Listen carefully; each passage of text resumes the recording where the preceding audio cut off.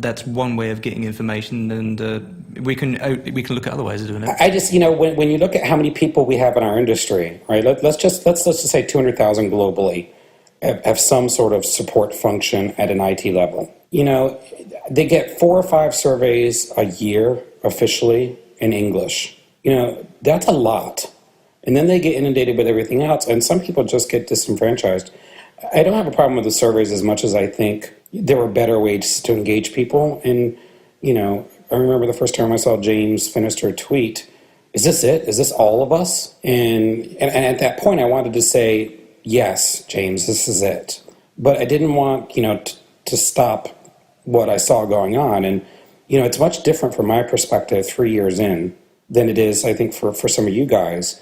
But when you think about the opportunities that have been afforded to just some of the people on the show, some of the guests we've had on the show, these are things that it used to take a lot of money and power to make happen.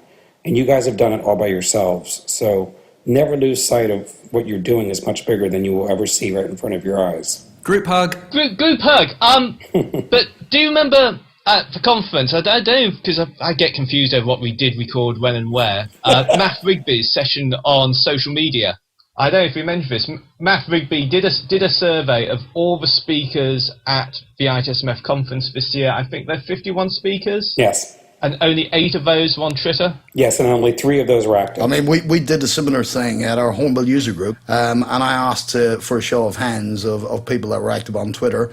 And Stephen Mann actually tweeted to say, wow, that just put it in perspective how many ITSM people are active. Now, having said that, I found some people at that conference that were really, really active on Twitter, and now, I'm getting a lot more engagement from those guys. So I think the fact of the matter is it's happening. It's not going to change overnight, but what we're doing, I think, is the right thing by putting it on LinkedIn, putting it on Facebook, putting it on Twitter, and actually all talking about it ourselves. Clearly there's a problem.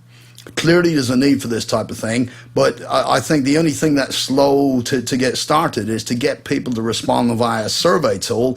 But again, we suggested, guys, if you got any tips or you want to just tweet with the Back to ITSM hashtag and say, this is the stuff I'm suffering with, provided you can get into 140 characters, then we'll take it that way as well. And to be fair, Tessa and SDI have jumped straight on with that from a very early stage. They've been really good about that. Yeah, and I think, you look at the membership organizations globally, ITSMF and SDI and the BCS, and I don't even want to list them all because to forget one would be insulting. Those people have a natural audience that, is used to taking surveys and used to being engaged via email and used to, I still enjoy some postage mail just because